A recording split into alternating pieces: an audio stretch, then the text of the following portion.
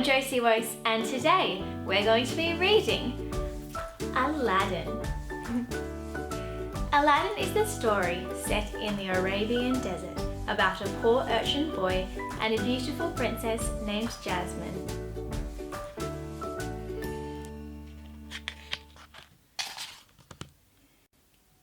Deep in the Arabian desert, an evil sorcerer named Jafar touched two halves of a magical scarab together. Glowing, the scarab flew across the desert. Where it stopped, an immense tiger head formed from the sand. This was the entrance to the Cave of Wonders. Afraid to enter the cave himself, Jafar ordered a thief named Gazim to do it for him.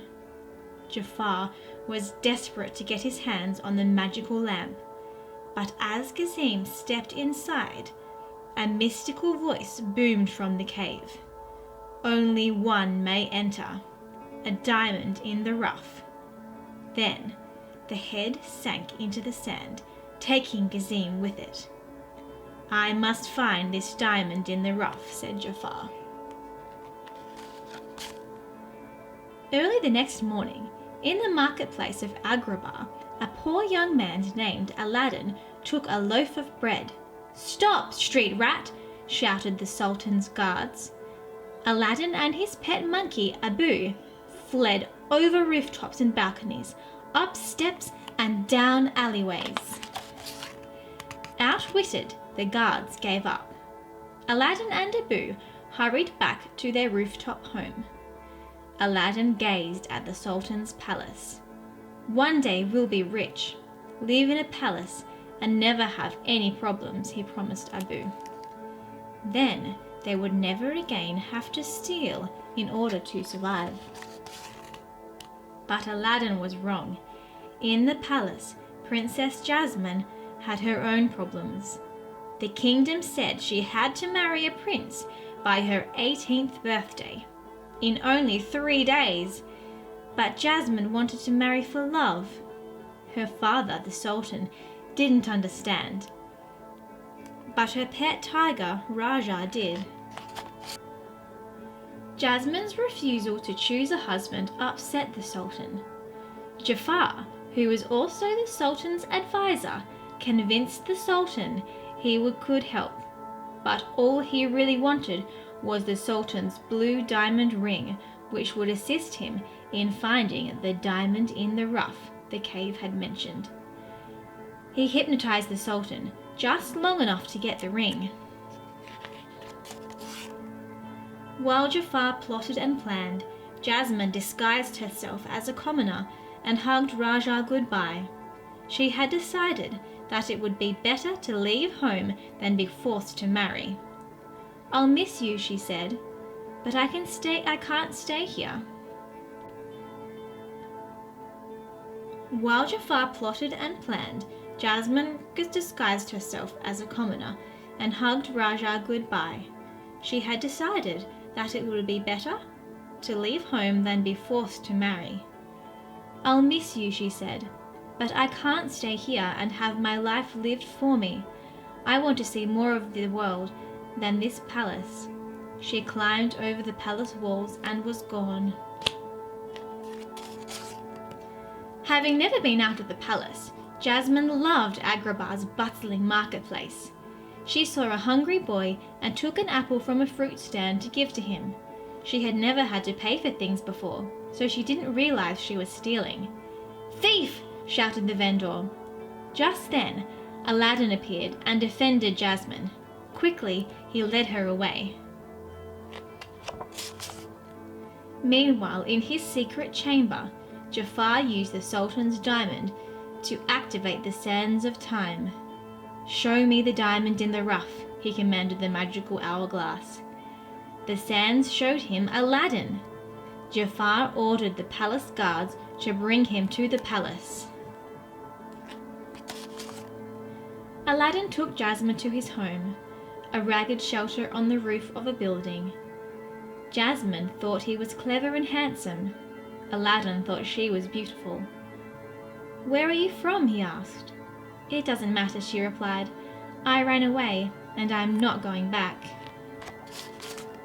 Suddenly, the palace guard thundered up the stairs and grabbed Aladdin. Jasmine threw off her scarf. "Unhand him! By order of the princess," she ordered. "I would," said the captain, shocked to see the princess, "but my orders come from Jafar." The guards threw Aladdin and Abu in a dungeon. Aladdin thought sadly about Jasmine. She was a princess. No matter how much he liked her, she could never love a poor boy like him. Suddenly, an old prisoner stepped up from the shadows. He offered to make Aladdin rich if Aladdin would do one small errand for him. The old man opened a secret passage out of the dungeon. They could now escape. The old man wanted Aladdin to retrieve a magical item for him, an old magical lamp. He led Aladdin and Abu to the mysterious tiger's head, the Cave of Wonders. "Who disturbs my slumber?" a voice roared as Aladdin approached. "It is I," said Aladdin. "Proceed," thundered the voice. "Bring me the lamp," the old man called. The carpet led Aladdin to take. The carpet led Aladdin to a lake deep in the cave.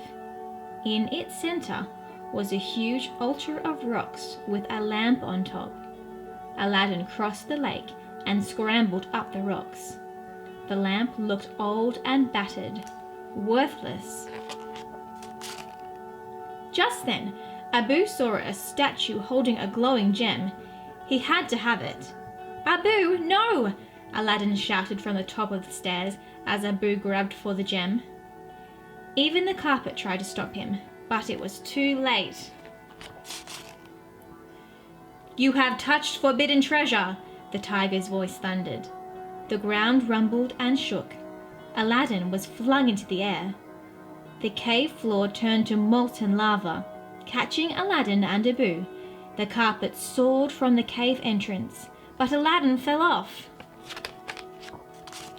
Frantically, Aladdin grabbed for the old man's hand on the crumbling stairs. Aladdin begged him for help. "Give me the lamp," the man said, revealing a dagger. Then, snap! Abu bit the man's hand. The old man pulled away, and Aladdin and Abu tumbled back into the cave. The old man laughed as he took off his beard. It was actually Jafar in disguise. He reached inside his cloak for the lamp, howling in despair once he realized it was gone. Back in the cave, Abu pulled out the lamp. He had deftly grabbed it back from Jafar. Aladdin rubbed the lamp. Suddenly, sparks flew, smoke swirled, and poof! A genie appeared. "You get 3 wishes," the genie told Aladdin. "You probably can't even get us out of this cave," Aladdin said skeptically. "We're out of here," the genie shouted. In seconds, they were out of the cave, without using a single wish. Aladdin still had all 3 wishes to use. "Can you turn me into a prince?" he asked the genie. The genie looked at Aladdin's size and build. He measured here and there, and then, with a wave of his big blue hands, presto! The genie dressed Aladdin in clothes fit for a prince. "We'll call you Prince Ali Ababwa," the genie announced. "Hang on to your turban," the genie shouted. Suddenly, acrobats, dancers, sword twirlers, and a menagerie of animals appeared. Aladdin rode into Agrabah in a spectacular parade. Arriving at the palace, Aladdin asked for Jasmine's hand. The Sultan was impressed, but Jasmine wasn't. "I am not some prize to be won," she stormed away. Aladdin was discouraged. He was afraid to tell Jasmine who he really was. That night, he decided to try once more to convince her to talk to him. "You should be free to make your own choice," he told Jasmine. Then he offered her a magic carpet ride. Together, Aladdin and Jasmine flew through the starry night, over deserts, mountains and seas, past cities and countrysides, discovering a whole new world and each other. She quickly realized he was the boy from the market. By the time Aladdin returned Jasmine to the palace, she knew she wanted to marry him. "Good night, my prince," she whispered. Aladdin felt as if he were floating on air. Jasmine loved him. But Jafar had evil plans for Aladdin. "You've worn out your welcome, Prince Abubu," Jafar said. He ordered guards to bind and gag Aladdin and throw him into the sea. Aladdin used his second wish to get the genie to rescue him. At the palace, Jafar hypnotized the Sultan again. "Tell Jasmine she must marry me," he ordered. Suddenly, Aladdin entered the room and ruined Jafar's evil plan. Jafar was furious, but Jafar knew where Aladdin kept the lamp. He sent his parrot, Iago, to steal it. When Jafar rubbed the lamp, the genie appeared. "I wish to rule as the Sultan," Jafar thundered. The genie had to obey. He transformed Jafar into the Sultan. Then he lifted the palace into the air. With his magic staff, Jafar banished Aladdin and Abu to a frozen wasteland. Luckily, the magic carpet found them and carried them back to the palace. Meanwhile, things looked hopeless for Jasmine and the Sultan. Suddenly, Aladdin appeared. Quickly, she pretended to flirt with the vain sorcerer. She had to try and distract Jafar long enough for Aladdin to save her and her father. Aladdin hurled himself at Jafar. The wicked sorcerer used his magic to surround himself and the lamp with flames and swords. He changed the Sultan into a puppet and Abu into a toy. He imprisoned Jasmine in a giant hourglass. He even transformed himself into a giant cobra. Noticing how Jafar craved mighty power, Aladdin had an idea. The genie has one more power. Noticing how Jafar craved mighty power, Aladdin had an idea. "The genie has more power than you'll ever have," he taunted Jafar. Infuriated, Jafar used his final wish. "I wish to be an all-powerful genie."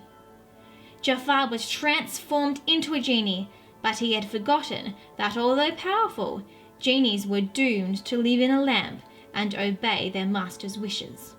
Aladdin picked up the lamp and imprisoned Jafar inside. He was trapped forever. As a reward for Aladdin's bravery, the Sultan changed the law so Jasmine could marry whomever she chose. Of course, she chose Aladdin. Aladdin used his third wish to keep his promise and free the genie. Sadly, Aladdin and the genie said goodbye, but they knew they would be friends forever. What a beautiful story! Thanks for watching, everyone. If you liked this video, hit like and subscribe for more videos. Bye!